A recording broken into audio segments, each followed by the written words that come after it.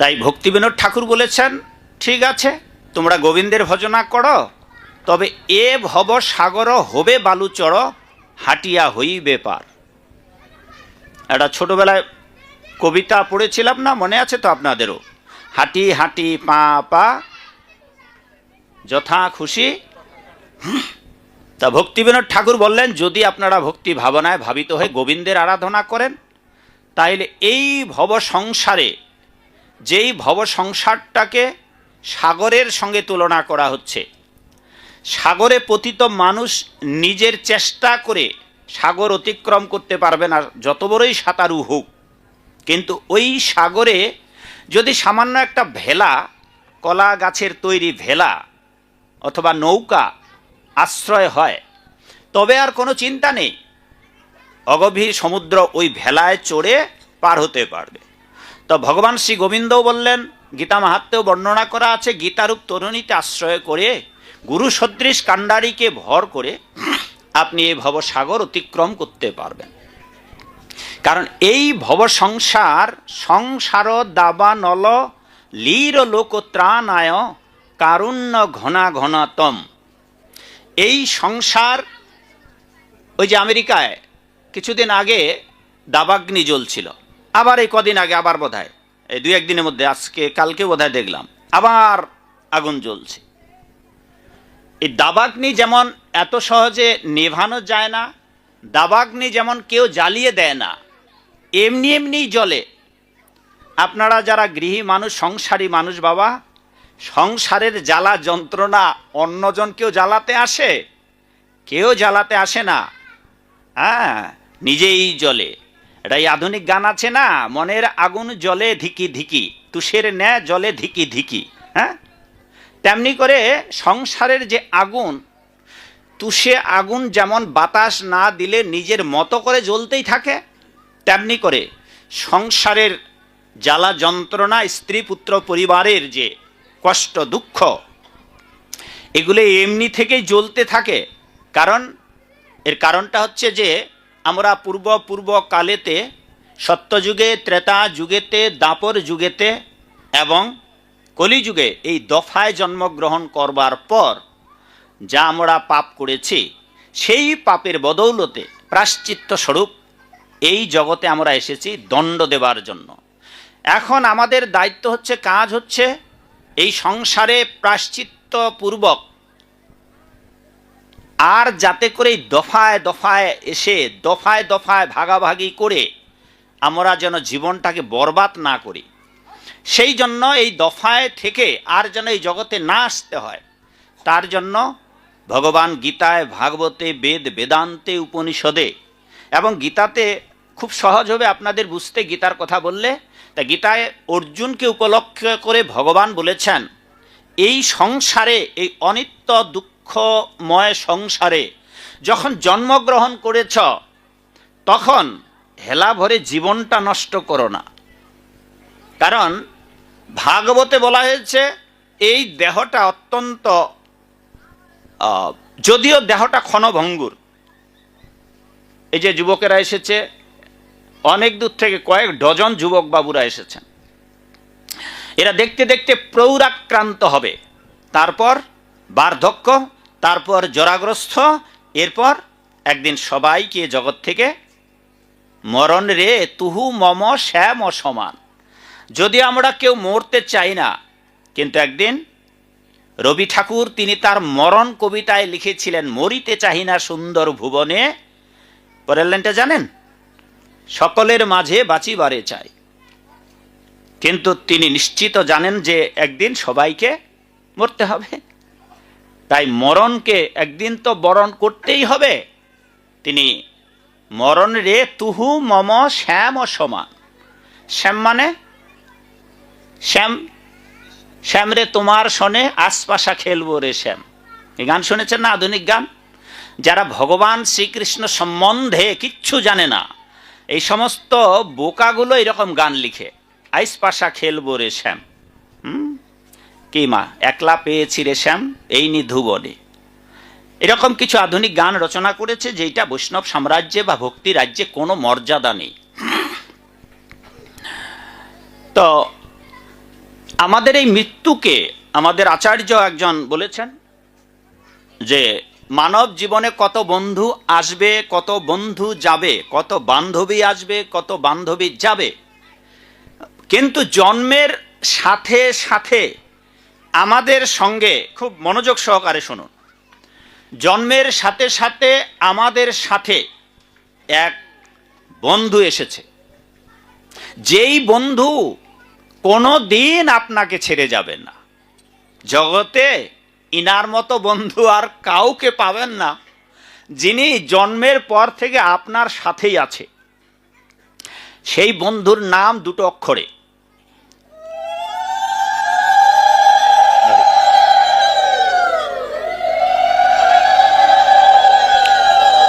সেই বন্ধুর নামটা সবাই মনে রেখে বাড়িতে নিয়ে যাবেন। এই বন্ধু চিরকাল আপনার সাথেই থাকবে। সেই বন্ধুটির নাম হচ্ছে মৃত্যু। এই বন্ধু আপনাকে কোনোদিন ছাড়বে না। জন্মের যেদিন জন্ম হয়েছে মাতৃ জঠরে, ওই দিন থেকে কাছেই আছে, এ না নিয়ে যাবে না। সব বন্ধু চলে যাবে, কিন্তু মৃত্যু নামক এই বন্ধু কাউকে ছেড়ে যাবে না।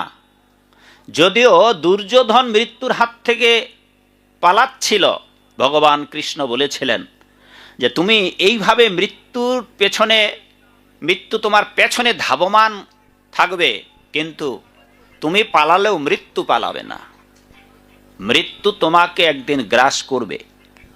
সেই সম্বন্ধে বেদেতেও বলা আছে, ভগবানের অনুশাসনে, ভগবানের আদেশে পঞ্চম মৃত্যু ধাবতী, পঞ্চমা মৃত্যু ধাবতী। তা সেখানে এটা শেষান্তে গিয়ে বলছে, তার আগে বলছে যে ভগবানের অনুশাসনে সূর্য উদিত হয়, হ্যাঁ, পবন প্রবাহিত হয়, তারপর চন্দ্র উদিত হয়, আর মৃত্যু যে কিনা ভয়, স্বয়ং ভগবান শ্রী গোবিন্দের ভয়ে ধাবিত হয়, এবং গোবিন্দের আদেশেই এই জগতের মরণশীল মানুষকে মৃত্যুরূপ করাল গ্রাসে নিপতিত করেন। কিন্তু ভগবত ভক্তদের মৃত্যু হয় না, যার দৃষ্টান্ত ভাগবতে রয়েছে। যেদিন মৃত্যু উপস্থিত হলো ধ্রুব মহারাজের কাছে, ধ্রুব মহারাজ কি করলেন? মৃত্যু উপস্থিত, মূর্তিমন্ত হয়ে মৃত্যু নিতে এসেছেন। ভগবানের পরম ভক্ত, তাই মৃত্যুকে তোয়াক্কা করলেন না। মৃত্যুকে গ্রাহ্য না করে, তার আদেশ অমান্য করে মৃত্যুর মস্তকে পা দিলেন। মৃত্যুর মস্তকে পা দিয়ে তিনি বৈকুণ্ঠে চলে গেলেন। এ হচ্ছে ভক্তদের, ভক্তদের মৃত্যু নাই।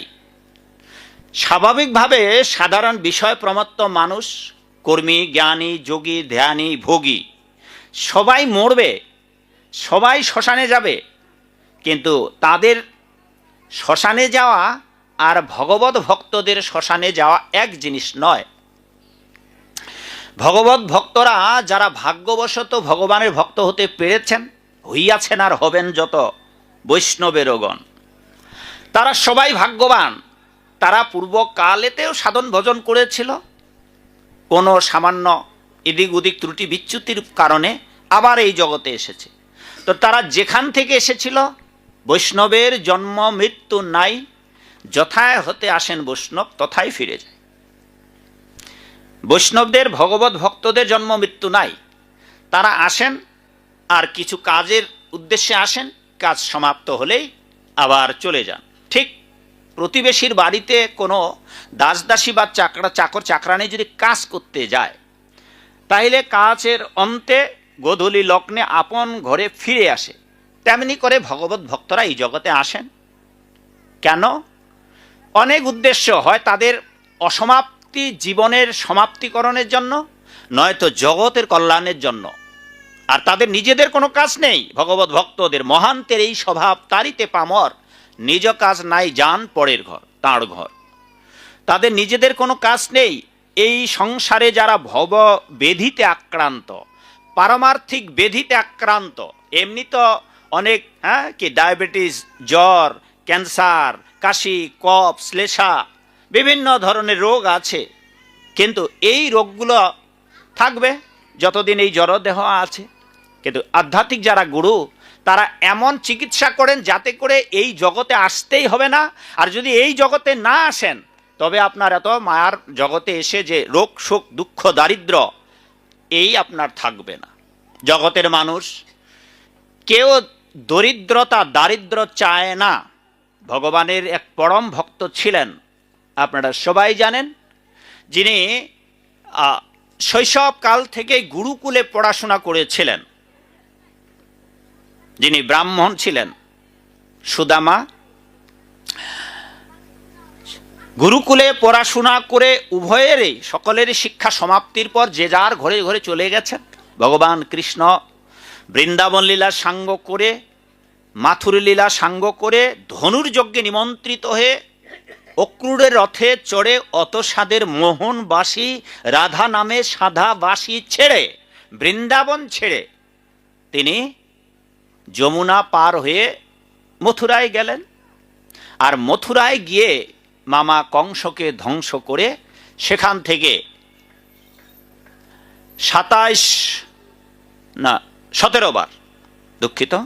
17 বার যুদ্ধে পরাস্ত করে জরাসন্ধকে, মথুরাবাসীকে সবাইকে নিয়ে দ্বারকায় উপনীত হলেন। তা ভগবান শ্রীকৃষ্ণ বৃন্দাবন লীলা, মাথুর লীলা এবং দ্বারকা লীলা লীলা প্রদর্শনকালে বহু লীলা করেছেন। বহু লীলা প্রদর্শনকালে ভগবান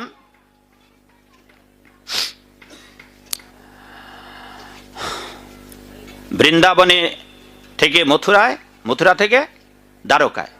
একদিন দেবর্ষি নারদ জানতে পারলেন যে ভগবান শ্রী গোবিন্দ, যিনি অনন্তকালের পরম বান্ধব, সর্বজীবের সুরিত অন্তর্জামিন জগৎ স্বামীন, দেবর্ষি নারদ জানতে পারলেন, লোক মুখে শুনতে পেলেন যে ভগবান কৃষ্ণ একই রাত্রিতে, একই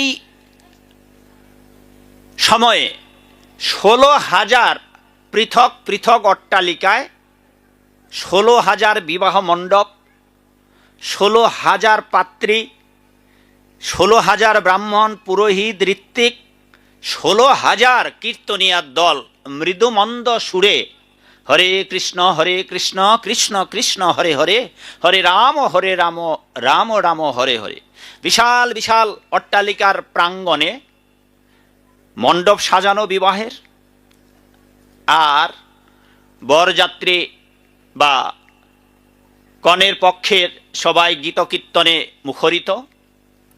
এইভাবে এক রাত্রিতেই ভগবান 16,000 মহিষীকে বিবাহ করেছেন। দেবর্ষি নারদ জানতে পেরে একটু মৃদুমন্দ হেসে কৌতুক ছলে তিনি লজ্জাও পেলেন, সাথে ভাবলেন, আরে আমার প্রভু এতগুলো বিয়ে করলো। হ্যাঁ, স্বাভাবিকভাবে সাধু লোকের স্বল্প ছিদ্র বহু লোকে গায়। হ্যাঁ, শুভ্র বস্ত্রে জৈসে মসি বিন্দু না লুকায়। সাধু লোকের কিছু নিন্দা অল্পও যদি হয় তাহলে সাধারণ লোকে কানে কানে হাজার কানে ভারী করে ফেলবে। যারা শয়তান, ওর 1000টা দোষ থাকলেও কেউ জানবে না, কিন্তু সাধু লোক একটু কিছু করলেই। তা যিনি ভগবান এতগুলো বিয়ে করলো, তাই দেবর্ষি নারদের ইচ্ছে হলো যে আমার প্রভু এতগুলো মহিষীর সাথে একই সাথে কি করে লীলা করছে, এতগুলা যার বউ, এতগুলা যার অট্টালিকা, আর উনি তো একা, তাই এতগুলা বউয়ের সঙ্গে কি করে সংসার করছে। তা কৌতুক ভরে দেখবার জন্য দেবর্ষি নারদ আকাশ মার্গে উত্থিত হয়ে তিনি রওনা হয়েছেন। তো যাবার আগে ভাবছেন যে আমি যদি দ্বারকায় গিয়ে উপনীত হই তবে কৃষ্ণ তার পিসিমার খবর জানতে চাইবে, হস্তিনাপুরের। রাজ চক্রবর্তী সম্রাট যুধিষ্ঠিরের প্রিয় সখা অর্জুনাদির খবর চাইবে। তাই তিনি কি করলেন, প্রথমে হস্তিনাপুরে দেবর্ষি নারদ উপনীত হয়ে তাদের কুশলাদি জিজ্ঞাসা করলেন।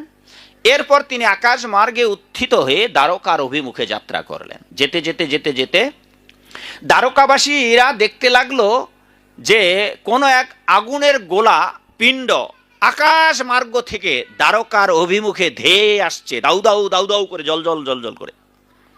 সবাই অবাক হয়ে অবাক বিস্ময়ে তাকিয়ে আছে, ভাবছেন যে কোনো আলোকের গোলক বা কোনো শত্রু আকাশ মার্গ দিয়ে আসছে। কিন্তু যতই নিচে আসতে লাগছে ততই তারা কৃষ্ণ কীর্তনের সুর মূর্ছনা শুনতে পাচ্ছে। যখন আকাশ মার্গ থেকে দ্বারকার পুরীতে কাছাকাছি এসে গেছে, তখন দ্বারকার পুরবাসীরা সবাই বুঝতে পেরেছেন এ আর অন্য কেউ নয়, ভগবান শ্রী গোবিন্দের শ্রীকৃষ্ণের এক পরম ভক্ত দেবর্ষি নারদ। ভগবানের ভক্ত, দেহ একেবারে স্বর্ণ কান্তির্ণে উজ্জ্বল, প্রচুর আভা বের হচ্ছে, কোটি চন্দ্র সুশীতল, যে ছায়ায় জগত জুড়ায়। এমনভাবে উজ্জ্বল আলো বিকিরণ করে দ্বারকার ভূমিতে নামছেন দেবর্ষি নারদ। বিনা যন্ত্র বাজাতে বাজাতে কৃষ্ণ কীর্তন গান ও নর্তন পড়ৌ, কৃষ্ণ নাম কীর্তন করতে করতে দ্বারকার ভূমিতে নেমে পড়েছেন। এদিকে দ্বারকার ভূমিতে নেমে তিনি ভাবছেন যে ভগবান বিভিন্ন অট্টালিকাতে বিরাজমান, তার মহিষীরা, তিনি লীলা দর্শন করার জন্য এসেছেন। বাবা এটা একটু কড়া হচ্ছে, একটু ডিপলি করুন, এবং একটা শোঁ শব্দ করছে, ভলিউমটা গাঢ় করুন। তো ভগবান শ্রীকৃষ্ণ কি লীলা করছেন তা দেখবার জন্য দেবর্ষি নারদ প্রথম অট্টালিকা প্রবেশ করেছেন, যেখানে প্রধানা মহিষী। বাবা আপনারা জানেন কি মাগো, ভগবান শ্রীকৃষ্ণের এই 16,000 মহিষীর মধ্যে কে প্রধানা ছিলেন? কেউ বলতে পারবেন বাবা? 16,000 মহিষীর মধ্যে কে প্রধানা ছিলেন? ভগবান যে এখানে 16,000 মহিষীকেই বিবাহ করেছেন তা নয়। বৃন্দাবনে কংস যখন অত্যাচার করছিলেন আর সুন্দরী নারীদের, বৃন্দাবনের গোকুলের সমস্ত নারীদের বিবাহ করার পরিকল্পনা করেছিলেন, এবং এই পরিকল্পনা ভগবান কৃষ্ণ জানতে পারেন, নন্দবাবা জানতে পারেন। আগামীকালকে কংস সেনাদের আদেশ করেছেন বৃন্দাবনের সমস্ত সুন্দরী নারীদের, অবিবাহিত নারীদের ধরে আনা হোক, এবং তিনি সবাইকে বিয়ে করবেন। এই রাতে ভগবান বৃন্দাবনের সুন্দরী নারীদের সবাইকে বিয়ে করেছিলেন। পরের দিন কংস জানতে পারলেন বৃন্দাবনের সকল সুন্দরী যুবতীদের বিয়ে হয়ে গেছে। সমস্ত নারীদের সতীত্ব রক্ষা করেছিলেন ভগবান। যোগমায়ার প্রভাবে তিনি বর সেজেছিলেন, তিনি ঘটক সেজেছিলেন, তিনি সব কিছু সেজেছিলেন। এইভাবে এক রাতেই ব্রজবাসীর কুমারী মেয়েদের বিবাহ করেছিলেন। তো অনেকেই ভগবানের কৃষ্ণের চরিত্রে দোষ দেখে, তা তাদের দোষের, তারা যে দোষ দেখে তাদের চোখ সম্বন্ধে বর্ণনা করা হয়েছে একটা সংস্কৃত শাস্ত্রে, যে কামুকা পশ্যতি যথা কামিনীময় জগৎ, যে যারা কামুক ব্যক্তি তারা জগতের সমস্ত নারীদের বারবনিতা ভাবে কি পতিতা ভাবে। তো যারা নিজেরাই লাম্পট্য দোষে দোষী লম্পট, তারা ভগবানকে এইরকম চিন্তা ভাবনা করবে যাদের ভগবান সম্বন্ধে কোনো জ্ঞান নেই। তো যে কথা বলতেছিলাম যে 16,000 মহিষীর প্রধানা মহিষী ছিল রুক্মিণী দেবী। তা ভগবান শ্রীকৃষ্ণ রুক্মিণী মাতাজিকে নিয়ে আলাপনে ব্যস্ত তার অট্টালিকার অভ্যন্তরে অন্তপুরে। দেবর্ষি নারদ বিনা বাজাতে বাজাতে সোজা ঢুকে পড়েছেন ওই অট্টালিকার ভেতরে। গিয়ে দেখেন দেবী কুন্তির সাথে ভগবান কৃষ্ণ মধুর আলাপনে। ভগবান শ্রী গোবিন্দ দেবর্ষি নারদকে দর্শন পেয়ে তাড়াতাড়ি পালঙ্ক থেকে উত্থিত হয়ে সত্যভামা দেবী এবং স্বয়ং ভগবান, তারা দুজনেই তাকে অভিনন্দন করেছেন, এবং ভগবান কৃষ্ণ নিজে রত্ন সিংহাসনে বসিয়ে তিনি হস্তমুখ পাদ প্রক্ষালন করেছেন, নিজের হাতে পা ধুয়ে চরণামৃত পান করেছেন ভগবান ভক্তের। তারপর ভগবান রুক্মিণী মাতাজি সহ দেবর্ষি নারদকে প্রসাদ নিবেদন করেছেন। এদিকে চামর বেজন করছে রুক্মিণী মাতাজি, আর ভগবান ভক্তকে প্রসাদ দান করছেন। তারপর দেবর্ষি নারদের ইচ্ছে যে তিনি বাকি অট্টালিকায় কি লীলা করছেন ভগবান তা দেখবার জন্য তাড়াতাড়ি গোবিন্দকে প্রণাম দিয়ে প্রসাদ নিয়ে তিনি মনোবেগে আরেক অট্টালিকায় গিয়েছেন। ওখানে গিয়ে দেখেন ওখানে দেবী সত্যভামার সঙ্গে কথা বলছেন। মানে নিমেষে মনোবেগে দেবর্ষি নারদ মুহূর্তের মধ্যে ব্রহ্মাণ্ড ঘুরে আসতে পারেন। সুতরাং এক অট্টালিকা থেকে আরেক অট্টালিকা যেতে বেশিক্ষণ লাগবে না। তো প্রথম অট্টালিকায় দেবর্ষি নারদ বললেন, দেবর্ষি নারদকে ভগবান কৃষ্ণ বললেন, ওহো ঋষিবর, হে পরম বৈষ্ণব ঠাকুর, আপনার পদার্পণে আমাদের এই দ্বারকাপুরী ধন্য হলো। কুশল আছেন তো? আমার পিসিমা, প্রিয় সখা অর্জুন, রাজ চক্রবর্তী সম্রাট যুধিষ্ঠির, সকলে কুশল তো? আপনি সকলে সংবাদ এনেছেন তো?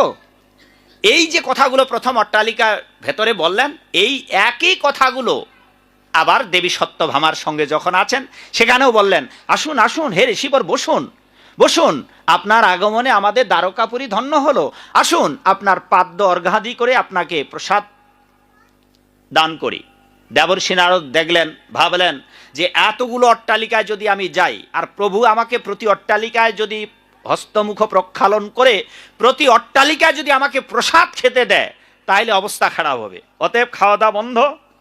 প্রভুর প্রসাদে শ্রদ্ধা জানিয়ে কণিকা প্রসাদ গ্রহণ করে তিনি তাড়াতাড়ি আরেকটা অট্টালিকাতে গিয়েছেন। দেখেন যে ওই অট্টালিকায় জাম্ববতীর সঙ্গে লীলা করছেন।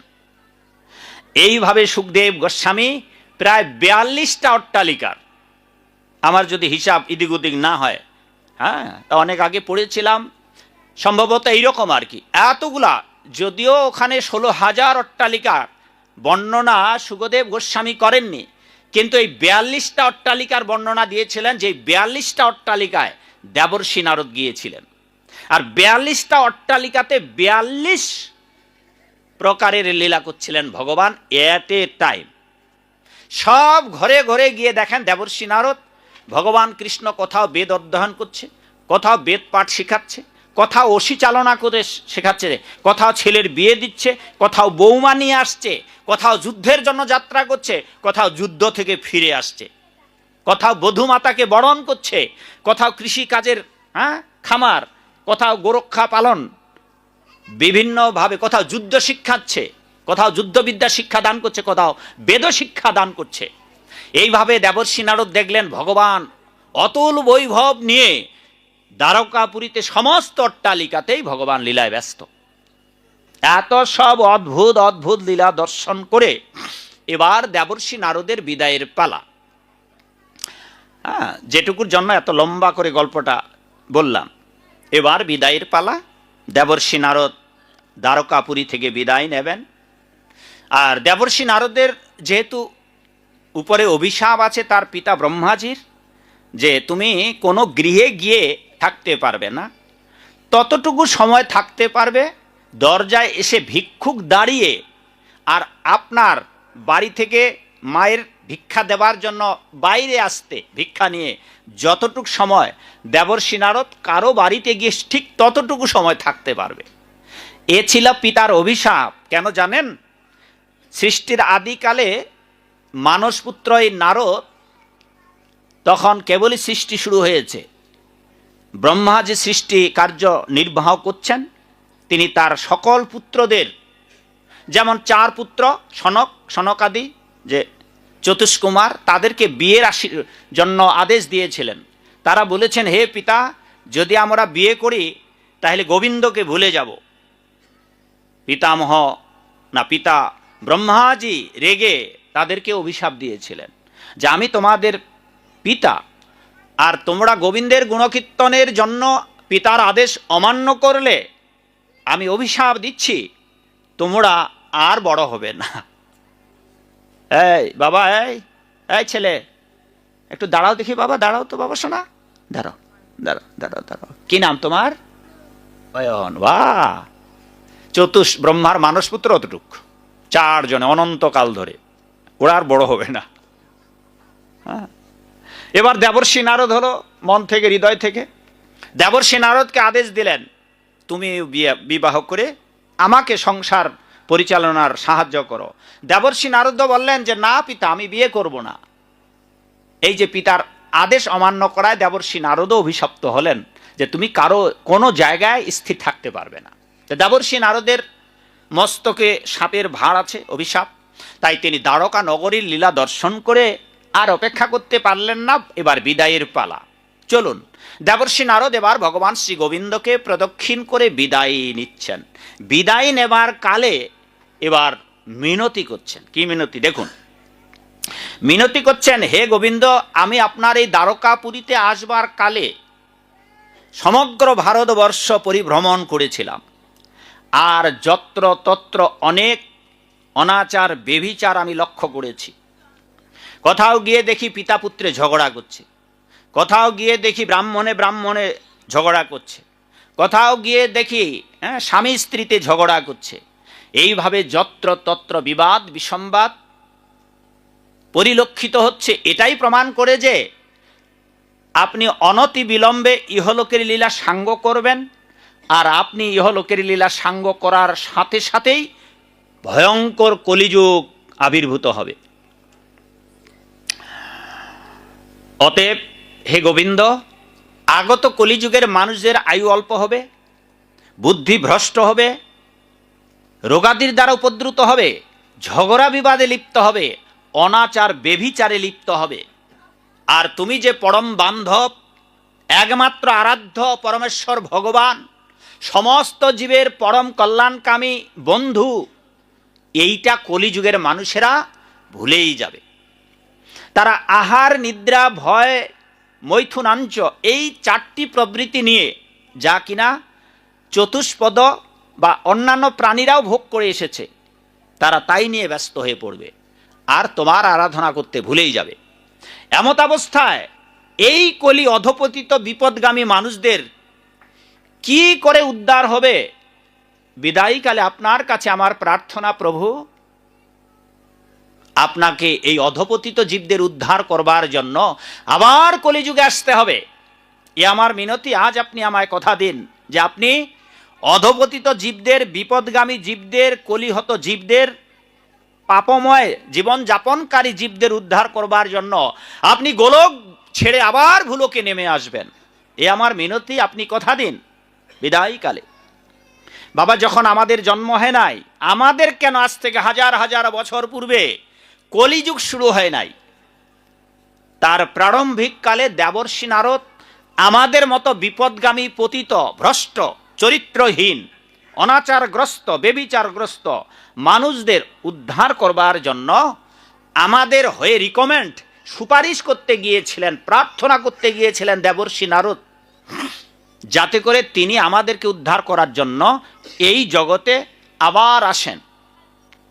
দেবর্ষি নারদের মিনতিতে ভগবান কৃষ্ণ কথা দিয়েছিলেন, হে দেবর্ষি নারদ, কলের প্রথম সন্ধ্যায়াং মহিতলে ত্রাণকারীনাদ লোকান। কলিযুগের প্রথম সন্ধ্যাকালে, মনে রাখতে পারবেন না, তবু হয়তো বলি, কলিযুগকে 12টা ভাগে ভাগ করা হয়েছে। তার প্রথম ভাগে প্রথম সন্ধ্যা, এই প্রথম সন্ধ্যা 36,000 বছর।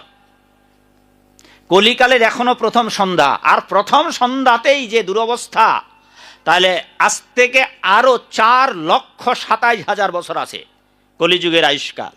তাহলে কি পরিণতি হবে মাগো, বাবা গো, এখন যে অবস্থা। এবার দেবর্ষি নারদের প্রার্থনা অনুসারে ভগবান কৃষ্ণ কথা দিলেন, ঠিক আছে, কলের প্রথম সন্ধ্যায় কালে, কলিকালের প্রথম সন্ধ্যায় উদয় হইব নদিয়ায়।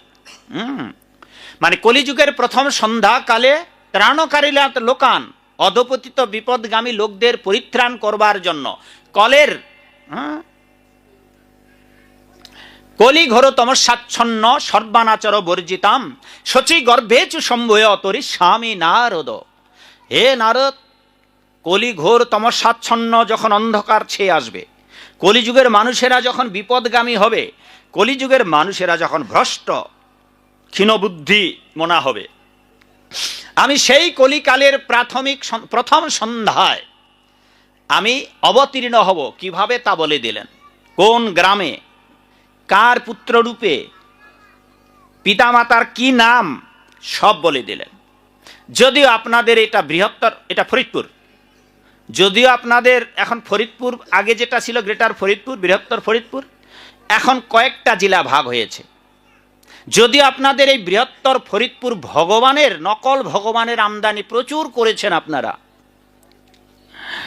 তা ভগবান বলেছিলেন যে অনাচার বেবিচারগ্রস্ত যখন ছেয়ে যাবে, তখন কলির প্রথম সন্ধ্যাকালে আমি কলিজীবের তরাইতে প্রেম ধন বিলাইতে শ্রীধাম নবদ্বীপে কলি ঘোর তমস্যাচ্ছন্ন সর্বানাচর বর্জিতাম শচী গর্ভেচু সম্ভয়, আমি শচী গর্ভ সিন্ধু মাঝে জগন্নাথের পুত্ররূপে শচী গর্ভেচু সম্ভয় তরিস্বামী নারদ জাহ্নবীর তটে গঙ্গার তীরে জগন্নাথ মিশ্রের পুত্ররূপে শচী গর্ভেচু সম্ভয়, শচী গর্ভ সিন্ধু মাঝে আমি দয়াল চৈতন্য রূপে আবার অবতীর্ণ হব।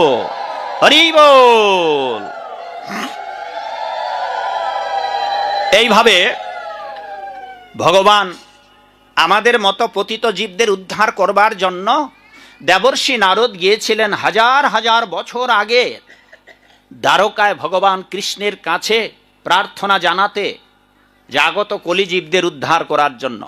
দেবর্ষি নারদের প্রার্থনায়, অদ্বৈতাচার্যের প্রার্থনায়, আর কার, হরিদাস ঠাকুরের প্রার্থনায়, এবং এই জগতের কারারক্ষিণী মাতা দুর্গা দেবীর প্রার্থনায় ভগবান শ্রী গোবিন্দ আবার এ জগতে এলেন। দুর্গা, যেই দুর্গা মায়ের প্রতি বছর আপনারা পূজা করেন, সেই দুর্গা মা বহুকাল ধরে তপস্যা করেছিলেন নবদ্বীপে।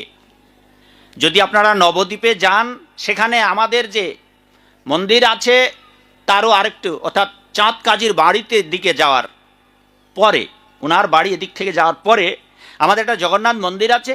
সেই জগন্নাথ মন্দিরের গেটের ভিতরে ঢুকে মন্দির পার হয়েই পেছনে আরেকটু সামনে গিয়ে সেখানে দেখবেন সীমন্তিনী মাতা আছে, যিনি স্বয়ং দুর্গা দেবী, যিনি বাবা ভোলেনাথ পতি ওম নমঃ শিবায় আপন পতির সঙ্গে অভিমান করে কৈলাস ছেড়ে তিনি ওখানে এসেছিলেন। প্রসাদ নিয়ে গোলমাল হয়েছিল। মানে দেবর্ষি নারদের কাছ থেকে নখের আগায় এক কণিকা প্রসাদ খেয়ে দেবর্ষি নারদের কাছ থেকে কণিকা প্রসাদ পেয়ে শিব ঠাকুর অত্যন্ত আনন্দে উর্দণ্ড নর্তন কীর্তন করেছিলেন। কিন্তু ওই কণিকা প্রসাদ থেকে মা দুর্গা দেবী বঞ্চিত হলে স্বামীর সঙ্গে অভিমান করে প্রতিজ্ঞা করেছিলেন, আমি আর আপনার আলয়ে থাকব না, আমি আপনার অর্ধাঙ্গিনী, কিন্তু আপনি আমার জন্য ওই কণিকা প্রসাদের অর্ধাংশ রাখেননি। আজ আমি প্রতিজ্ঞা করছি, কেবল আমি নই, আমার এই সংসারে যত অধপতিত পুত্ররা কন্যারা আছে তাদেরকে আমি সবার মুখে প্রসাদ তুলে দেওয়ার ব্যবস্থা করব। আমি গোলক বিহারী, যার প্রসাদ পেয়ে তুমি গ্রহণ করে আনন্দে নৃত্য করছো একা একা, আর আমি মা, আমি তো পারি না সন্তানদের রেখে, আমি স্বয়ং গোলক বিহারী প্রভু গোবিন্দকে এই পৃথিবীতে নিয়ে এসে জগতের সবার মাঝে প্রসাদের ব্যবস্থা করব। এই মা দুর্গা দেবী গোলক বিহারী ভগবান শ্রী গোবিন্দকে প্রার্থনায় ডেকে ডেকে নবদ্বীপে এনেছিলেন। আজও সেই মা ওখানে পূজিত হন। তিনি চৈতন্য মহাপ্রভুকে এনে ঘরে ঘরে হরিনাম প্রচার করে ঘরে ঘরে প্রভুর প্রসাদ বিতরণের ব্যবস্থা করে দিয়েছিলেন। আর আজ সারা বিশ্ব পরিমণ্ডলে কি ঘরে ঘরে বহু হাজার হাজার অগণিত মানুষের ঘরে ঘরে ভগবত প্রসাদ নিবেদিত হচ্ছে। সবাই ভগবানের প্রসাদ পেতে পারেন। এই যে মা আজকে এনেছেন, মায়েরা এনেছেন, যারা বিশুদ্ধ মতাদর্শে চৈতন্য মহাপ্রভুর আদর্শে ভগবানের ভক্ত হয়ে যারা ভগবানকে নিবেদন করছেন। তো এইভাবে এতজন প্রার্থনা করেছিলেন। কেন বাবা?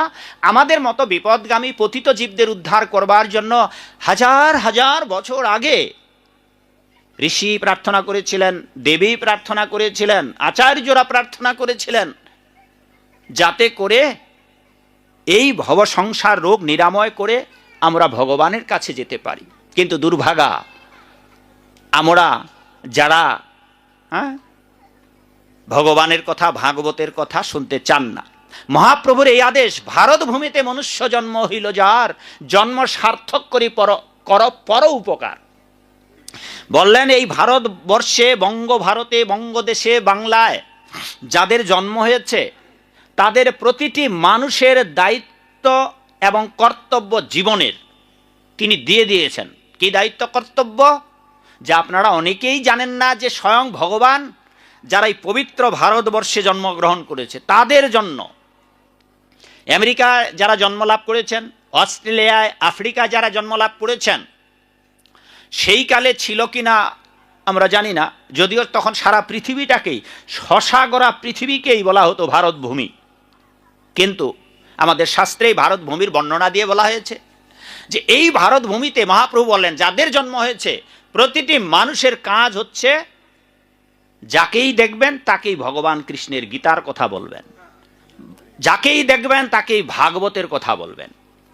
কিন্তু আপনাদের দেশে যারা নকল ভগবানের আমদানি করেছে, যাদের মন্দিরগুলাতে রাধা গোবিন্দ পূজা করা হয় না, যাদের গলায় কারও মালা নেই, ওরা ভগবান কৃষ্ণের কথা বলে না। যদিও কৃষ্ণ নিজের কথা প্রচার করতে বলেছেন অর্জুনের মাধ্যমে জগৎবাসীকে গীতায় ডজন ডজন নয় শত শতবার, হে অর্জুন জগতে এটাও প্রচার করো যারা আমার বাণী প্রচার করবে, যারা আমার আদর্শ প্রচার করবে, যারা আমার বাণীর মর্যাদা দিয়ে বাণী অন্যের কাছে শোনাবে, এরা যত আমার প্রিয়, এদের ন্যায় জগতে আর কোনোদিন হবে না, হবে না, হবে না আমার প্রিয়। তা ভগবান চৈতন্য রূপে এসে তিনি এই কথা বললেন যে তোমরা ভগবানের বাণী প্রচার করো, তোমরা ভগবানের নাম প্রচার করো, গীতা কৃষ্ণের বাণী তা প্রচার করো। তাহলে তুমি যদি ভগবানের বাণী প্রচার করতে পারো, নিজের জন্ম সার্থক হয়ে গেল, অপরদিকে যাদের কাছে তুমি প্রচার করছো তাদেরও জীবন সার্থক হলো। তো এই ব্যক্তির ন্যায় আমার আর জগতে কেউ প্রিয় হবে না। এমনকি স্বয়ং ভগবান তিনি ভাগবতে বলেছেন লক্ষ্য আমার প্রিয় ততটা নয়, বলরামও আমার ততটা প্রিয় নয়, যতটা প্রিয় আমার ভক্তরা আমার কাছে। এমনকি আমার আমি নিজেও আমার প্রিয় ততটা নই যতটা প্রিয় আমার ভক্তজন। অথচ সেই ভগবান নিজে কেঁদে কেঁদে সেধে সেধে যেচে যেচে ঘরে ঘরে দাঁড়ে দাঁড়ে গিয়ে, যিনি বিশ্বের সম্রাট, যিনি প্রতিজ্ঞা করলেন আমাদের মতো অধপতিত জীবদের উদ্ধার করবার জন্য আসবেন, যিনি গীতায় আজ থেকে হাজার হাজার বছর পূর্বে ঘোষণা দিয়েছিলেন ভোক্তারং যজ্ঞ তপস্যাম সর্বলোক মহেশ্বরম, তিনি অনন্ত কোটি বিশ্বের ঈশ্বর, ব্রহ্মাণ্ডের সম্রাট, সেই বিশ্বের সম্রাট ভিখারি হয়ে এলেন নদিয়ায়। নদিয়ায় এসে নদিয়ার পথে পথে কেঁদে কেঁদে অধপতিত জীবদের দাঁড়ে দাঁড়ে গিয়ে বললেন, ওহে কলিহত জীব, তোরা কান পেতে শোন মধুমাখা কৃষ্ণ নাম। কৃষ্ণ নামে নামে ভাসালো নবদ্বীপ গ্রাম, বৈষ্ণব কবির ভাষায় শান্তিপুর ডুবু ডুবু যেন নদে ভেসে যায়। চৈতন্য মহাপ্রভুর হরিনামের প্রেম বন্যায় নদেবাসী ভেসে গেল। এই ভাসমানের প্লাবন, এই ভাসন্ত প্লাবন, ভেসে যাওয়া প্লাবিত হওয়া দুর্বার গতিতে সমগ্র ভারতবর্ষকে প্লাবিত করল প্রেম বন্যায়। কিন্তু কিছু চতুর কপট লোক তারা কাশী ধামে গিয়ে আশ্রয় নিল। অনেক চালাক চতুর লোক আছে না, দেশে যুদ্ধ লাগছে, বোকা যারা যুদ্ধ লাগার পর পালাবে, যখন ঠেকবে পিঠ দেওয়ালে তখন পালাবে, কিন্তু যারা চালাক তার আগেই পালাবে। এই প্রেম বন্যায় হরিনাম যাদের করার ইচ্ছা নেই, ভগবানের ভক্ত আর ইচ্ছা নেই, যাদের মাগুর মাছের ঝোলে পছন্দ, শিঙ্গি মাছের ভাজায় পছন্দ, ইলিশ মাছের কি খায় বাবা, কি খায় ইলিশ মাছের পাতরি, যাদের এগুলোতে আসক্ত, তারা কখনোই বৈষ্ণব বাজারে যাবে না, তারা কখনোই ভক্তের বাজারে যাবে না। তারা কাদের বাজারে যাবে? তারা ভোগীর বাজারে যাবে, তারা কর্মাসক্ত, বিষয় আসক্ত, ঢাক ঢোল পেটানোর জায়গায় যাবে, হ্যাঁ, বিড়ি পান সিগারেট চা নাস্তা খাওয়ার বাসরে যাবে। ওদেরকে আপনি আনতে পারবেন না। তাই ওরাও যাতে করে ভগবানের এই প্রেম বন্যায় ভাসতে পারেন, এই দুষ্ট চক্ররা গিয়ে কাশীধামে আশ্রয় নিল। মহাপ্রভু সেই কাশীধামকে আক্রমণ করলেন, হরিনামের প্লাবন বয়ে দিলেন, মৃদঙ্গ করতাল বাজিয়ে কাশীধামের বিশ্বনাথকে উদ্বেলিত করলেন। কারণ বিশ্বনাথ দেব তো তার সঙ্গে অদ্বৈতাচার্য রূপে ছিলেন। এইভাবে কাশীবাসীকেও হরিনামে মাতোয়ারা করলেন। জগতের সবাই হরিনামে উতরল হয়ে মত্ত হয়ে গেল। আর সেই মত্ত হওয়ার প্রাক্কালে মহাপ্রভু এক বিরাট ভবিষ্যৎবাণী করে বললেন, এমন একদিন আসবে জগৎ ব্যাপিয়া হবে মোর পুণ্য খ্যাতি, সুখী হইয়া লোক গাহিবেক মোর কীর্তি। এমন একদিন আসবে যেদিন সারা বিশ্বের মানুষ শান্তির অন্বেষণে ঘুরে বেড়াবে, কিন্তু শান্তি পাবে না। একটি জায়গায় শুধু শান্তি পাবে, অন্য কোথাও পাবে না। হ্যাঁ, সবাই শান্তি চাইবে, শান্তি শান্তি শান্তি। 1965 সালে শ্রীলা প্রভুপাদ, আমাদের আন্তর্জাতিক কৃষ্ণ ভাবনামৃত সংঘের প্রতিষ্ঠাতা আচার্য অভয়চরণ অরবিন্দ ভক্তি বেদান্ত স্বামী প্রভুপাদ, তিনি যখন আমেরিকায় গেলেন, তখন আমেরিকার অঢেল সম্পত্তির মালিক, প্রচুর প্রাচুর্য, অতুল বৈভব, জীবন যৌবন, টাকা পয়সা সব আছে, কিন্তু হৃদয়ে শান্তি নেই। সেই কালে ওই দেশে 3টি রাজনৈতিক দল ঘুরে বেড়াচ্ছিল। সেই রাজনৈতিক 3টা দল ছিল হিপি, পাং, বিট। এই 3 দলের ছেলেমেয়েরা তারা কি করত, তাদের দেখে তো আমাদের দেশের ছেলেরা শিখেছে, মেয়েরা শিখেছে। এখন অনেকেই এই ফাটা ফুটো প্যান্ট পরে ঘুরে বেড়ায় না, হ্যাঁ, এই হাঁটুর উপরে ফাটা, হ্যাঁ হ্যাঁ, এসব দেখা যাচ্ছে, ছেঁড়া, এদিকেও ছেঁড়া ওদিকেও ছেঁড়া, এখানেও পট্টি লাগানো ওখানেও পট্টি লাগানো। এইগুলো 1965 সালে প্রভুপাদ যখন আমেরিকায় যায়, গিয়ে দেখে কিম্ভূত কিমাকার ওদের সব ব্যবহার।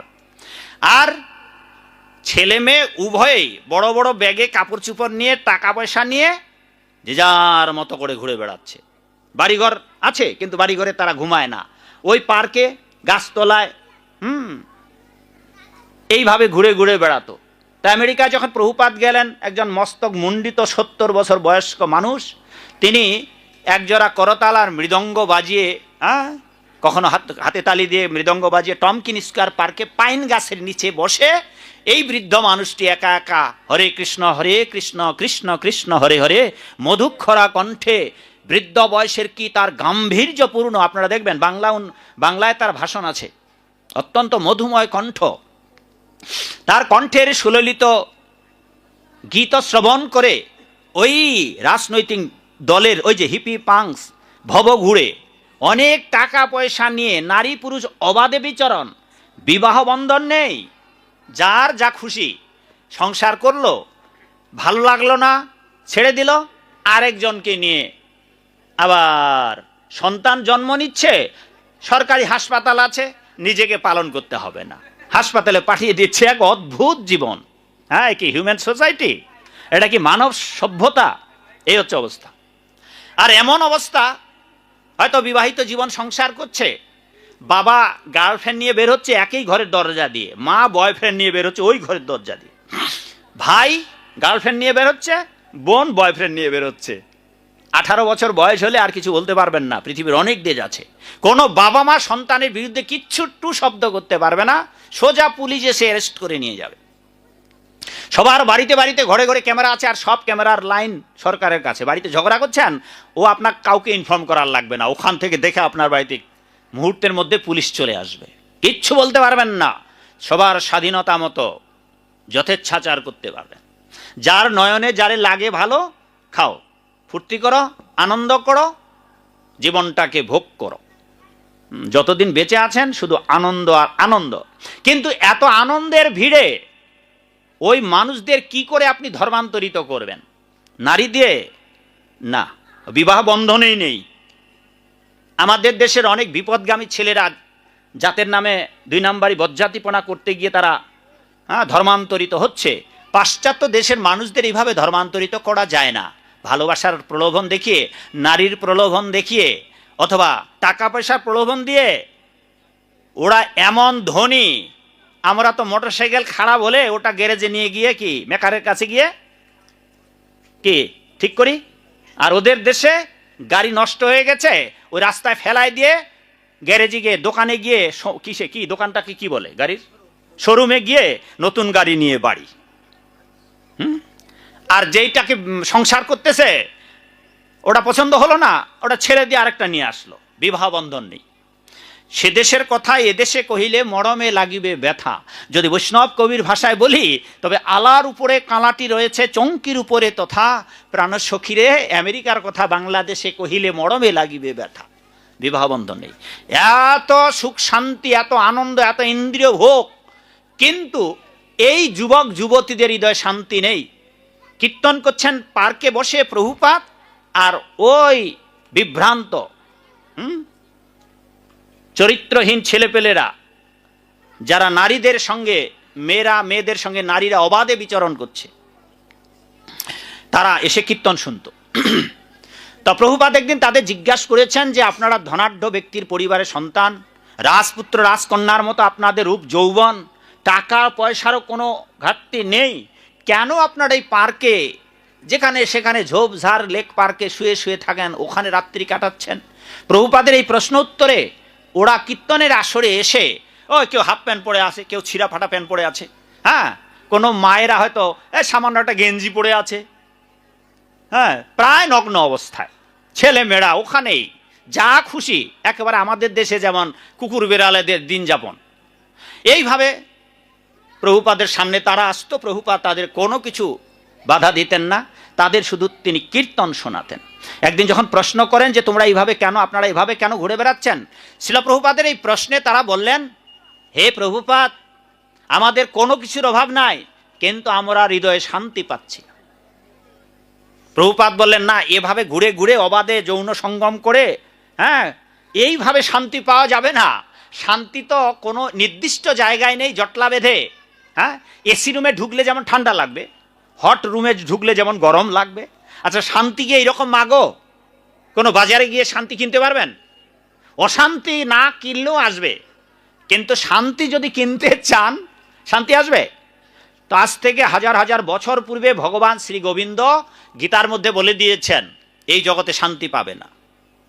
কেউ যদি শান্তি পেতে চায়, তার সূত্রটি ভগবান গীতার ৫ম অধ্যায়ের ২৯ নম্বর শ্লোকে দিয়েছেন। বাড়িতে গিয়ে দেখবেন, ৫ম অধ্যায়ের ২৯ নম্বর শ্লোকের ২য় লাইনের দ্বিতীয়াংশে বলেছেন, তোমরা যদি শান্তি পেতে চাও, জ্ঞাত্বা মাম শান্তি মিচ্ছতি। বাবা, চলে যাচ্ছেন আপনারা, এই যে এখান থেকে কয়েকজন উঠে গেল, চলে যাচ্ছে মনে হয়। জ্ঞাত্বা মাম শান্তি মিচ্ছতি। ভগবান শ্রীকৃষ্ণ বললেন, হে অর্জুন, এ জগৎটা দুঃখের আলয়, এটা কারাগার, কারাগারে কেউ শান্তি পেতে পারে না, তাই এখানেও শান্তি পেতে পারবে না। কেবল একটি উপায়, তারা যদি আমাকে জেনে আমার চরণে আত্মসমর্পণ করে আমার ভক্ত হয়, আমার পূজা করে, আমি তাদের শান্তি দান করব, এবং সে যদি পাপী থেকেও মহাপাপী হয়, সর্বপাপ থেকে আমি তাকে মুক্ত করব, এ আমার প্রতিজ্ঞা। এইবার সেই কৃষ্ণ যখন চৈতন্য লীলায় নবদ্বীপে এলেন, তখন তিনিও বললেন যে শান্তির পথ কীর্তনীয় সদা Hari. Srila Prabhupada peace of formula আমেরিকাবাসীদের, ওই যুবক যুবতীদের দান করলেন, যে আমি তোমাদের শান্তির সূত্র প্রদান করছি, এই সূত্র তোমরা অনুশীলন করো, তোমাদের হৃদয়ে তোমরাও শান্তি পাবে। ধীরে ধীরে ওই হিপি পাংস এবং বিট যারা ঘুরে ঘুরে বেড়াতো, তারা বৈষ্ণব হতে লাগলো। 10 বছরে 12,000 মানুষকে, যারা একজনও হিন্দু ছিলেন না, একজনও সনাতনী ছিলেন না, তারা কৃষ্ণ নাম করতে লাগলো। মাত্র 1 বছরের মধ্যে সারা বিশ্বে প্রভুপাদ এই আন্তর্জাতিক কৃষ্ণ ভাবনামৃত সংঘ প্রচার করলেন। আজ তার ফল আমরা প্রাপ্ত করছি। পৃথিবীর এমন কোনো দেশ নেই যেখানে তুলসী দেবী পূজিত হচ্ছে না। পৃথিবীর এমন কোনো দেশ নেই যেখানে এই ভগবদ্গীতার আদর্শ প্রচার হচ্ছে না। পৃথিবীর এমন কোনো দেশ নেই যেখানে রাধা গোবিন্দ পূজিত হচ্ছে না। কিন্তু আমাদের দেশ তার উল্টো রথ চালাচ্ছে।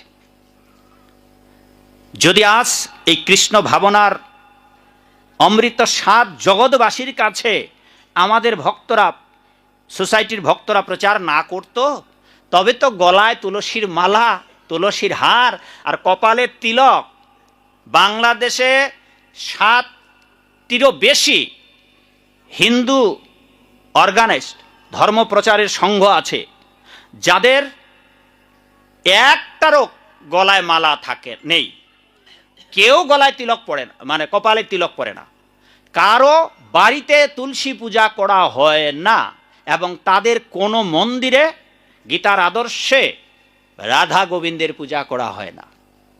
1987 সালে যখন আমি সোসাইটিতে যোগদান করি, তখন এই বুড়া বাড়া বাপগুলা যেগুলো আসছেন এখানে, এই ঘাটের মোড়াগুলোরও কারো গলায় তুলসীর মালা ছিল না।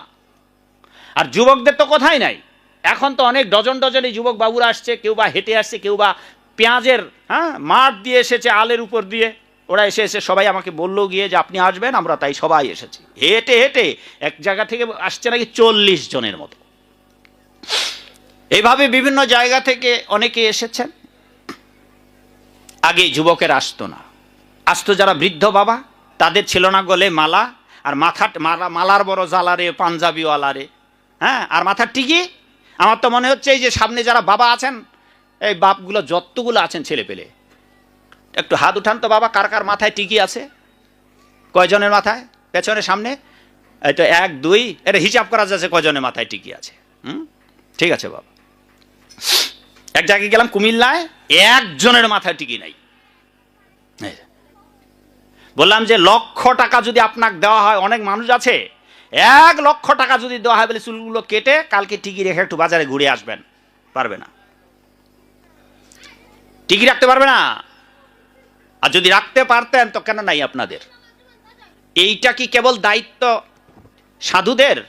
না বাবা, শিখা আপনাদের রাখতে হবে, গলে মালা পরতে হবে। কিন্তু এইটা আমরা ভুলে গেছি, কারণ যে যার যত মত তত পথ করে আমরা চলছি, যে যার খেয়াল খুশি মতো করে। আজ আমাদের সনাতনীদের এত বিচ্ছিন্নতা কেন, এত মত পথ কেন? কারণটা হচ্ছে আমাদের প্রাতিষ্ঠানিক কোনো শিক্ষা ব্যবস্থা আমরা করতে পারিনি, যেখানে গিয়ে আপনি জানতে পারবেন যে জন্মের আগে আপনি কোথায় ছিলেন, যেখানে গিয়ে আপনি জানতে পারবেন কেনই পৃথিবীতে এলেন। এমন কোনো শিক্ষা প্রতিষ্ঠান নেই যেখানে গিয়ে আপনি জানতে পারবেন। সবাই জানেন আপনারা মরবেন, কিন্তু কবে মরবেন আর মরবার পর কোথায় যাবেন, এ নিয়ে আমাদের কোনো প্রতিষ্ঠান নেই যেখানে গিয়ে এই 3টি বিষয় শিক্ষা দেওয়া হয়। সেই জন্য আজ আমাদের এই দুরবস্থা। ফলে লাইব্রেরি থেকে বই কিনে যে যার মতো করে বুঝেছে সে তার মতো করে ব্যাখ্যা দিচ্ছে। এবং এই দীর্ঘ 35 বছরের অভিজ্ঞতার আলোকে আমি দেখেছি, যেই মানুষ একেবারেই মূর্খ, তারা পর্যন্ত আমাদের সঙ্গে যুদ্ধ করতে আসে, তর্ক করতে আসে। যাদের চেহারা দেখলেই বোঝা যায় আপাত মস্তক একেবারে গোটাটাই মূর্খ, যা ধর্মের আকার উৎসুকার কিচ্ছু বোঝে না, এমন মানুষেরা পর্যন্ত আমাদের গলা কাটতে এসেছিলেন। সেই লোক এখন আমাদের ব্রাহ্মণ দীক্ষিত গুরু ভাই। এইভাবে বক্তৃতা দিচ্ছি, তেরে এসেছে এই সাধুর গলা কেটে দেওয়া হবে, কেলে দেবো, মাথা কেলে দেব। ওদের ভাষায়, ওদের গ্রাম্য ভাষায় বলতেছে মাথা কেলে দেবো। কেলে দেবো মানে কেটে দেবে। তার নাম রঘুনাথ দাস, এখন সম্ভবত রঘুপতি কি যেন নাম হয়েছে, যিনি একজন হাই স্কুলের টিচার ছিলেন। তো এইভাবে অনেক শত্রু আছে যারা কৃষ্ণের বিদ্বেষী ছিলেন, এখনো আছে। তারা বুঝতে পেরে তারা কৃষ্ণ নাম করছে। তাই আপনাদেরও কৃষ্ণ ভাবনায় ভাবিত হয়ে ভগবানকে ডাকা উচিত, যদি আপনারা শান্তি পেতে চান। কিন্তু সংসারের অধিকাংশ মানুষ শান্তি যে কোথায় পাবে এইটা মানুষ জানে না, শান্তির সূত্রটাই জানে না। তাদের অবস্থাটা একটা ছোট গল্প প্রায় বলতাম, একটা দরিদ্র ব্রাহ্মণের মতো, যে নিজেই জানে না শান্তি কোথায় পাবে। তা আপনাদের সমাজের অধিকাংশ মানুষেরা এরকম বাবা। শুনুন ওই ছোট্ট একটা গল্প। দরিদ্র ব্রাহ্মণ, সংসারে তিনি বিবাহ করেছেন, যজমান করে যা আয় হয় তাই নিয়ে সংসার চলে। কিন্তু স্বামী স্ত্রী কোনো বনিবনা নেই রে মা, খালি ঝগড়া আর ঝগড়া আর ঝগড়া ঝগড়া। যজমান করতে যখন যায় তখন ঠান্ডা, রাতে খাওয়া দাওয়ার পর ঘুমালে ঠান্ডা, আর বাকি যতক্ষণ কাছাকাছি থাকবে স্বামী স্ত্রী খালি ঝগড়া আর ঝগড়া। একদিন এই ঠাকুর মহাশয় ভাবলেন সংসারে বনিবনা নেই, শান্তিও নেই, তাই একটু যাই প্রভুর প্রার্থনা করে তপস্যা করবার জন্য। তোম ব্রহ্মণে নমঃ, ব্রহ্মণে নমঃ, ব্রহ্মণে নমঃ। তপস্যা করছেন শান্তি লাভের প্রত্যাশা। এই তপস্যা করতে বসেছেন একদিন অরণ্যে গিয়ে, জঙ্গলে গিয়ে, কুটির বাড়ি ছেড়ে। হঠাৎ করে কুটিরের পাশ দিয়ে দেবর্ষি নারদ বীণা বাজাতে বাজাতে খুব দ্রুত গতিতে যাচ্ছেন। হঠাৎ এই বীণার ঝঙ্কার সুরমর্ছনা শুনে ঠাকুর মহাশয়ের মানে তপস্যা ভেঙে গেছে। তপস্যা ভেঙে গেলে তাড়াতাড়ি উঠে দাঁড়িয়ে পদ আগলিয়ে ধরেছেন ঋষিবরের। কোন ঋষি যাচ্ছে মা গো? কিরে মা, ও মা ঘুমাচ্ছ নাকি কেউ গো মা? দেবর্ষি নারদ। এবার দেবর্ষি নারদের পদ আগলিয়ে ধরে বলেছেন, হে ঋষিবর, আপনি এই পৃথিবীর সর্বশ্রেষ্ঠ ঋষি, এত দ্রুত গতিতে একটু দাঁড়িয়ে যান প্রভু। এত দ্রুত গতিতে আপনি কোথায় যাচ্ছেন? বললেন, হে ঠাকুর মহাশয়, হে ব্রাহ্মণ ঠাকুর, প্রভু নারায়ণ আমাকে এই মুহূর্তে বৈকুণ্ঠে ডেকে পাঠিয়েছেন। তাই এই অরণ্য পথ বের হয়ে আকাশ মার্গে উত্থিত হয়ে আমি বৈকুণ্ঠে যাবার জন্য খুব তাড়াতাড়ি যাচ্ছি। তা বললেন যে আপনি বৈকুণ্ঠে যাচ্ছেন, ভালোই হলো। আমি তো এই জীবদ্দশায় আপনার নে মুক্ত পুরুষ নই, আমি বৈকুণ্ঠে যেতে পারবো না। তা আপনি বৈকুণ্ঠে যাচ্ছেন, আর আমি বড়ই অভাগা। বিবাহের পর স্বামী স্ত্রী, আমার বউয়ের সঙ্গে আমার বনিবনা নেই, সংসারে বড়ই অভাব অনটন এবং অশান্তি। তাই প্রভু নারায়ণের কাছে গিয়ে আপনি আমার জন্য দুটো বর চেয়ে নিয়ে আসবেন। দেবর্ষি নারদ বললেন, প্রভু নারায়ণ এতটাই কৃপাময় যে মাত্র দুটো বর, ঠিক আছে, আমি আপনার জন্য দুটো বর নিয়ে আসব। এই বলে দেবর্ষি নারদ বিদায় নিয়েছেন। ওদিকে দিন যায়, মাস যায়, প্রায় বছর খানেক গড়িয়ে গেছে। দেবর্ষি নারদ মর্তলোকে নেমেছেন। মনে হয়েছে ওই ঠাকুর মহাশয়ের দুটো বর দিতে হবে।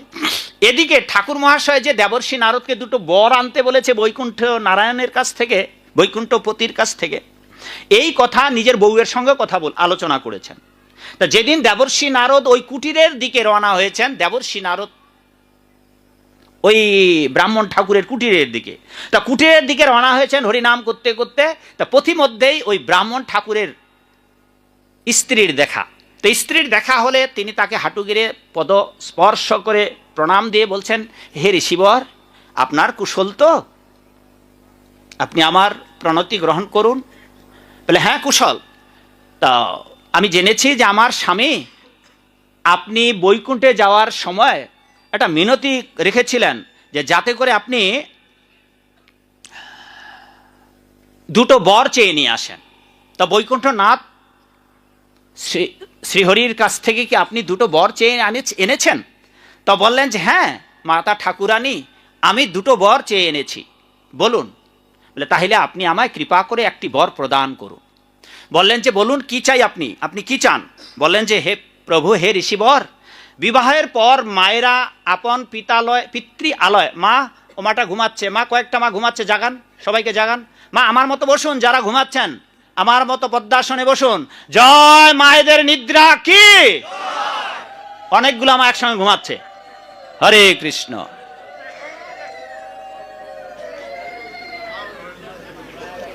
মাগো ঘুমাইও না মা, আর নাইলে আফ্রিকায়, এর পরজন্মে আফ্রিকা জন্মাবেন। আফ্রিকা জন্মালে 23 ঘন্টা ঘুমাতে পারবেন। ওই আফ্রিকায় কিছু জীবজন্তু আছে যারা 23 ঘন্টা ঘুমায়, মাত্র 1 ঘন্টা জেগে উঠবে, আর কিছু পোকামাকড় খেয়ে দেয়, আবার 23 ঘন্টা। এই 23 ঘন্টা যদি ঘুমাতে চান তা ঘুমান, আর নাইলে ঘুমাবেন না। হ্যাঁ, নাইলে পেচি মাথা হয়ে জন্মাবেন, পেচি পেচি। আর বাপগুলা যদি ঘুমায় পেঁচা বাপ, পেঁচার পেচি, তখন চোখের পর্দা থাকবে না, আর সূর্যের আলোতে দিনে বেরই হতে পারবেন না। সারা দিন গাছের কোটরায় ঘুমাবেন, আর রাতে বের হয়ে কিচিরমিচির কইরা 2-4টা পোকা টোকা ধরে খেয়ে আবার গাছের কোটরায় গিয়ে ঘুম। ওই জীবনগুলা অতিক্রম করে আমরা এই দুর্লভ মানব জীবন পেয়েছি। আর ভাগবত আসরে এসে এখন সখীরে কি মাছ ধরিল বর্ষিতে, তাহলে আবার যেতে হবে, ওই পেঁচা মায়ের গর্তে ঢুকতে হবে। হ্যাঁ, তা যাকে যে কথা বলতেছিলাম, এইবার দেবর্ষি নারদের দর্শন লাভ করে ব্রাহ্মণ মাতা, ব্রাহ্মণী, হ্যাঁ, তিনি বলেছেন, হে ঋষিবর, আপনি আমায় বর দিন। কারণ মায়েরা, কন্যারা আপন পিতৃ আলয় পরিত্যাগ করে স্বামীর সোহাগে নিজের দিনাতিপাত আনন্দে কাটানোর জন্য চিরকালের জন্য জন্মভিটা মা বাবার ভালোবাসা ছেড়ে স্বামীর কাছে আসে, আর সেই স্বামীর কাছেই যদি আনন্দ না থাকে, সেই স্বামী যদি নিরন্তর যন্ত্রণা দেয়, তবে এই স্বামীর সংসারে থেকে কি বা লাভ? হে ঋষিবর, আমার সংসারে আমার স্বামীর সাথে কোনো বনিবনা নেই, এত নিরন্তর যন্ত্রণার সংসার। তাই কৃপা করে আপনি আমায় এই বর দিন, প্রভু নারায়ণের কাছ থেকে যে বর এনেছেন একটি বর আমায় দিন, যাতে করে আমি এই মুহূর্তে স্বর্গে যেতে পারি। দেবর্ষি নারদ নিজের যজ্ঞোপবীত ছুঁয়ে বললেন, হে প্রভু নারায়ণ, সত্যিই যদি আপনার এই বর দেওয়া হয়ে থাকে, তবে এই ব্রাহ্মণী মাতা এই মুহূর্তে স্বর্গে গতি লাভ হোক। সাথে সাথে ব্রাহ্মণী মাতা কোথায়? মা সোজা স্বর্গে। এদিকে ব্রাহ্মণী মাতা স্বর্গে গমন করলে দেবর্ষি নারদ ওই ব্রাহ্মণ ঠাকুরের কুটিরের দিকে রওনা হয়েছেন। যেতে যেতে যেতে যেতে কুটিরে এদিকে বীণা বাজাচ্ছেন, কৃষ্ণ নাম করছেন দেবর্ষি নারদ, আর তার কীর্তনের ধ্বনিতে কুটির থেকে বেরিয়ে এসেছে ওই ব্রাহ্মণ ঠাকুর। এবার ব্রাহ্মণ ঠাকুর দেবর্ষি নারদকে দর্শন করে তাড়াতাড়ি রাস্তায় শুয়ে পড়েছেন। বৈষ্ণব দর্শনে হাঁটু যদি শুয়ে নাও পড়তে পারেন, বৈষ্ণব দেখিয়া যেবার না নেয় মুন্ড, মুন্ড মানে বোঝেন তো? হ্যাঁ, মস্তক যাবে তার নরকের কুণ্ড। সেই জন্য বৈষ্ণব দর্শন মাত্রই, সাধু দর্শন মাত্রই আপনার জোরহাত করতে হবে। সবচেয়ে যদি শুয়ে পড়তে পারেন তাও ভালো, আর না শুয়ে পড়তে পারলে অন্তত 6টা অঙ্গ দিয়ে প্রণাম দিতে হবে, হাঁটু গেড়ে। এবার সেই ব্রাহ্মণ ঠাকুর জানেন ঋষি দেবর্ষি নারদকে একবারে শুয়ে প্রণাম দিয়েছেন। প্রণাম দিয়ে উঠে দাঁড়িয়ে বলেছেন, হে ঋষিবর, প্রায় 1 বছর আগে, কুশলাদি জিজ্ঞাসা করে বলেছেন, 1 বছর আগে আপনাকে আমি প্রভু নারায়ণের কাছ থেকে 2টো বর আনতে বলেছিলাম, আপনি কি সে 2টো বর এনেছেন? বলে হ্যাঁ হ্যাঁ, আমি 2টো বর এনেছি। বলে তাহলে আপনি আমায় দিন বর। বলে একটা বর আপনার স্ত্রী নিয়ে নিয়েছে। বলে আমার স্ত্রী কোথায়? বলে আপনার স্ত্রী ওই একটা বর লাভ করে আপনার স্ত্রী এই মুহূর্তে দেবরাজ ইন্দ্রের কাছে স্বর্গলোকে। বলে সর্বনাশ সর্বনাশ, হে ঋষিবর, আপনি কি করলেন, কি করলেন ঋষিবর? আপনাকে আমি আমার জন্য 2টো বর আনতে বলেছিলাম, আর আপনি আমার একটা বর, আনিত একটা বর আমার স্ত্রীকে দান করে আমার স্ত্রীকে আপনি স্বর্গে পাঠিয়ে দিয়েছেন। আপনি তো আমার হিতে বিপরীত করলেন, আপনি তো আমার জঞ্জালটা বাড়িয়ে দিলেন। হে ঋষিবর, আমি ঝগড়া করি আর যাই করি, বিবাদ করি আর বিসম্বাদ করি, হাজার হলো আমার বউ, হোক না কেন ঝগড়ি বউ, সারাদিন ওই যজমান করে যা আয় হতো বাড়িতে এনে আমাকে তো অন্তত রান্না করতে হতো না। হে ঋষিবর, আপনি কি করলেন? এখন সারা দিন আমাকে বাইরে থাকতে হবে, আর বাড়িতে এসে এখন আমাকে রান্নাও করতে হবে, তা আমার জঞ্জাল তো আপনি বরং বাড়িয়ে দিলেন। হ্যাঁ, অতএব হে ঋষিবর, আপনি কাজটা ঠিক করেননি। এবার ব্রাহ্মণ মহাশয় এত ব্যস্ত হয়ে পড়েছে, ঋষিবর দেবর্ষি নারদ বলেছেন, আপনি ব্যস্ত হবেন না, কৃপা করে শুনুন, আরেকটা তো বর আছে, এই বর আপনি যা খুশি তাই লাভ করতে পারবেন। কি বলতেছিলাম, এইবার দেবর্ষি নারদ বললেন, একটা বর আছে, আপনি এই বরটা লাভ করতে পারেন। তখন বললেন এই ব্রাহ্মণ মহাশয়, দেখুন কি বলতেছেন। বলছে ঠিক আছে, তাইলে আপনি আমায় ওই বর দিন। বলে কি বর চান আপনি? বলে আপনি আমায় এই বর দিন যে আমার স্ত্রী যে স্বর্গে গিয়েছে, সে যেন এই মুহূর্তে আমার এখানে আমার কুটিরে নেমে আসে। হরি বল। কি হলো মা? যেই জঞ্জাল পালিয়ে গিয়েছিল, সেই জঞ্জাল আবার স্বর্গলোক থেকে মর্তলোকে নেমে টানে নিয়ে আসলেন। তা সেই জন্য গড়াত প্রথমে বলেছিলাম, এই জগতের মানুষেরা এই ঠাকুর মহাশয় যেমন জানে না কোথায় কি করলে শান্তি পাবে। আচ্ছা, শান্তি লাভের একটা বড় উপায় ছিল মা। কি উপায়টা ছিল? যদি দেবর্ষি নারদের কাছে এই ব্রাহ্মণ মহাশয় বলতেন যে আমার স্ত্রী যে স্বর্গে গেছে, যেখানে গেছে, কৃপা করে এই বর দিন যাতে করে আমিও আমার স্ত্রীর কাছে স্বর্গে যেতে পারি, তাহলেই তো ঝামেলা চুকে যেত। কিরে মা? তা না করে এই সংসারী মানুষ, হ্যাঁ, বউকে নিয়ে ভোগ করে সংসার করে এই সংসারে ঘানি টানবে, তবু সাধু হয়ে ভগবানের আশ্রয় নিয়ে শান্তি লাভ করতে চাইবে না। হ্যাঁ, এই জগতে সব কিছু লাভ করতে পারবেন, হ্যাঁ, চাকুরি বাকুরি ব্যবসা বাণিজ্য চেষ্টা করলে সোনার হরিণও পেতে পারবেন, কিন্তু সাধু হতে পারবেন না। হ্যাঁ, অনেকে বলে বাবা চাকুরি পাওয়া মুশকিল। হ্যাঁ, ফন্দি ফিকির করে আপনি সরকারি চাকুরিও পেতে পারবেন, আপনি চাইলে আমেরিকাতেও যেতে পারবেন, কোটি কোটি টাকার মালিকও হতে পারবেন, কিন্তু আপনি সাধু হতে পারবেন না। এই জন্যেই কলিকালের মানুষদের যাতে করে সবাই অনায়াসে সাধু হতে পারে, মহাপ্রভু সেই ব্যবস্থা করে দিলেন। এবং এই ব্রাহ্মণ ঠাকুরের এই দৃষ্টান্ত দিয়ে আচার্যরা বলেছেন জগতের মানুষ অধিকাংশই জানে না কি করে শান্তি পাবো। ঠিক ব্রাহ্মণের যেমন নিবুর্ধিতা বশত তিনি তার স্ত্রীকে স্বর্গ থেকে ফিরিয়ে আনলেন, এমতাবস্থায় কি আর শান্তি পাওয়া যাবে মাগো? যেই জঞ্জাল, পুনরায় ওই জঞ্জালেই ঘরে ঢুকলো। তাকে এই জঞ্জাল, এই মায়া, এই কলি যদি আমরা তাড়াতে চাই তা নিত্যসিদ্ধ